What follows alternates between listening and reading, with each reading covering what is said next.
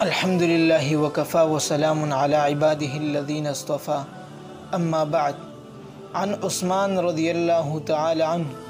اہم الدنیا ظلمت فی القلب وہم الآخرۃ نور فی القلب۔ حضرت عثمان رضی اللہ تعالیٰ عنہ کی قیمتی باتوں میں سے ایک قیمتی بات یہ ہے کہ حضرت عثمان غنی رضی اللہ تعالیٰ عنہ نے فرمایا اہم الدنیا ظلمت، کہ دنیا کے لیے غم اٹھانا، دنیا کے لیے تکلیف اٹھانا، دنیا حاصل کرنے کے لیے پریشان ہونا، یہ ایسا ہے کہ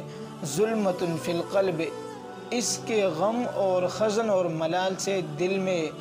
تاریکی پیدا ہوتی ہے۔ یعنی ایک آدمی ہے وہ دنیا کے لیے پریشان ہوتا ہے کہ کیسے کماؤں، کس طرح کماؤں، اور دنیا کے لالچ میں وہ پڑا ہوا ہے، تو اس سے اس کے دل میں تاریکی پیدا ہوتی ہے۔ تو دنیا کو حاصل کرنے کے لیے اتنا کوشش اور اتنی غم اور پریشانی کو نہیں اٹھانا چاہیے، بلکہ ایک ضرورت کے مطابق اس کو کمانا اور حاصل کرنا چاہیے۔